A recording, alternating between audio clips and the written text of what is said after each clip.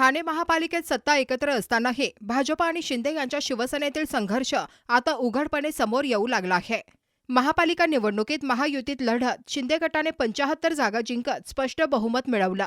त्यानंतर भाजपने सुरुवातीला विरोधी बाकांवर बसण्याची भूमिका घेतली होती, मात्र नंतर भाजप सत्तेत सहभागी झाला। सत्तेत सहभागी झाल्यानंतरही भाजपकडून महापालिका प्रशासनावर सातत्याने प्रश्न उपस्थित केले जात आहेत। नुकत्याच झालेल्या महासभेत भाजपाने गटार आणि पायवाटांच्या कामांवर 2,500 कोटी रुपयांचा खर्च झाल्याचा मुद्दा उपस्थित करत गंभीर आरोप केले। आरोप प्रशासनावर आहेत, शिवसेनेवर नाहीत। पण शिवसेना स्वतःवर हे आरोप घेत असेल तर पाणी कुठेतरी मुरतंय असा टोला भाजपने लगावला। त्यामुळे आता ठाण्यात महायुतीतील मित्र पक्षच एकमेकांसमोर उभे ठाकल्याने राजकीय वातावरण तापलं आहे। प्रथमतः गेली 4 वर्ष इथे प्रशासन काळ चालू होता ठाणे महानगरपालिकेमध्ये आणि या प्रशासकीय काळामध्ये सन्माननीय मुख्यमंत्री एकनाथ शिंदे साहेब यांनी ठाणेकरांसाठी विकासाकरता भरभरून निधी दिला। हजारो कोटीचा निधी शिंदे साहेबांच्या मार्फत ठाणे महानगरपालिकेमध्ये आलेला आहे। त्याचबरोबर महानगरपालिकेचा स्वनिधी ॲव्हरेज बघितला तर वर्षाला 3,000 जमतो, तर 4 वर्षाचे कमीत कमी 12,000 कोटी हा महापालिकेचा स्वनिधी जमा होतो।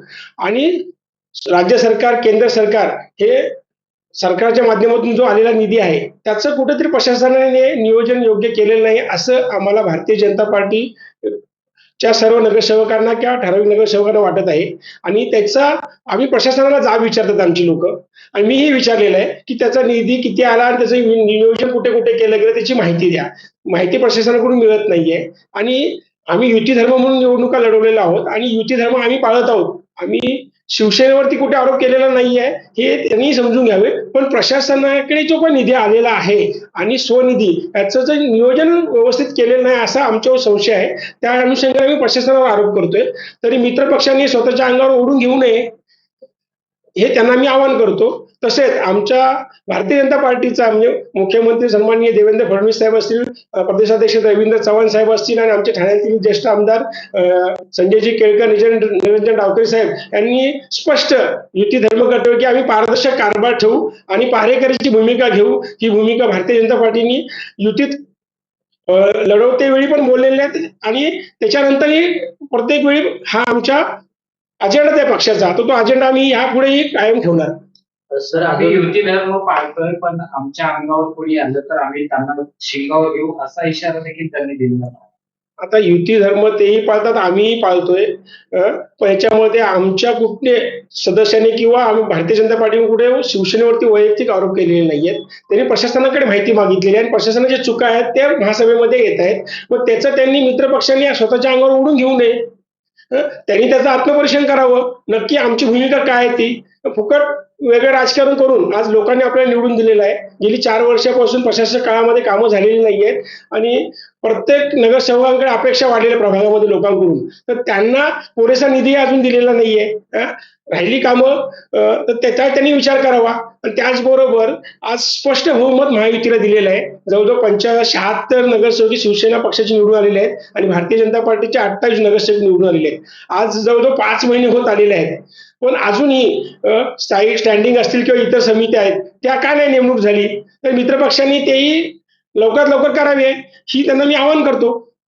नाही, अर्थसंकल्पीय भाषणामध्ये आणि अगोदर काही सदस्याने की 2,500 कोटीचा गटार पायवाटा घोटाळा आणि मथळेच्या मथळे वृत्तपत्रात छापून आली आणि प्रशासनावर आणि आमच्यावर आरोप करण्याचा प्रयत्न काही लोकांनी केला।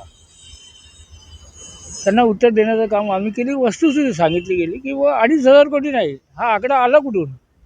ॲक्च्युली 133 कोटी, तेही पूर्ण ठाणे शहरामध्ये तो आदरणीय एकनाथजी शिंदे साहेबांनी 2021 पासून ते 26पर्यंत दिलेला आहे। तर त्याच्यामध्ये घोटाळ्याचा विषय येत नाही। सर्वपक्षीय लोकांना आणि ठाणे शहराच्या विकासासाठी हा निधी दिला आहे आणि तो चांगल्या पद्धतीने इम्प्लिमेंटेशन त्याचं झालेलं आहे आणि ठाणे बदलते। तेव्हा शीर्षकच होतं मुख्यमंत्र्याचे ठाणे बदलते आणि शिंदेसाहेब मुख्यमंत्र्याच्या रूपाने पहिल्यांदा ठाणेकरांना मुख्यमंत्री पदाचा लाभ झाला आणि मग झपाट्याने ठाणे बदलू लागलं, ठाण्याचा विकास होऊ लागला। परंतु काही लोकांच्या डोळ्यात ते खुपलं असं मला वाटतं। त्याच्यामुळे काहीतरी जाळ्याचा वास आला असं आम्हाला वाटतं। मग म्हणून वस्तुस्थिती सांगण्याचा मी त्याच्यामध्ये प्रयत्न केलेला आहे की 2,500 कोटीचा कुठेही गटार पायवाटा झालेला नाही आहे.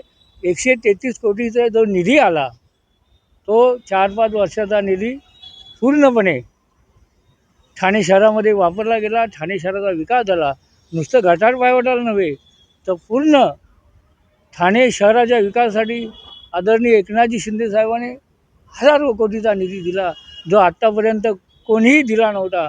आणि मग ठाणे झपाट्याने बदलू लागलं आणि सर्व नागरिक मुंबईनंतर ठाणेकरांना पसंती ठाणे शहराला पसंती देऊ लागले.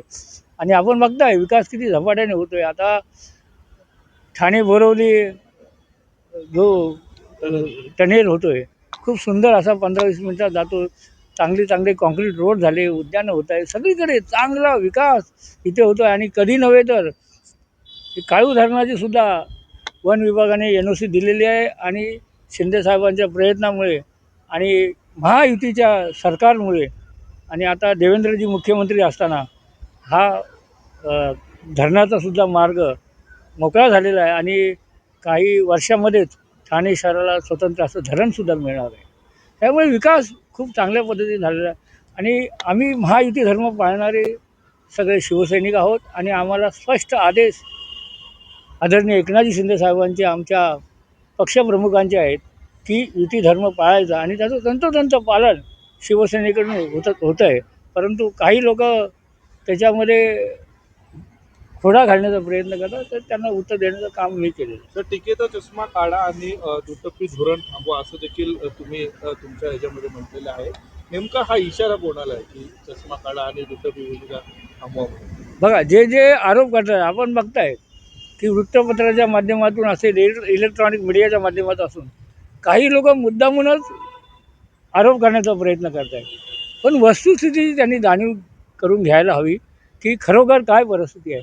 परंतु एक लाईन 5-5, 6-6 लोक एकच लाईन पुढे चालवत आहे, याचा अर्थ काहीतरी षडयंत्र आहे की काय याची शंका आम्हाला येऊ लागली.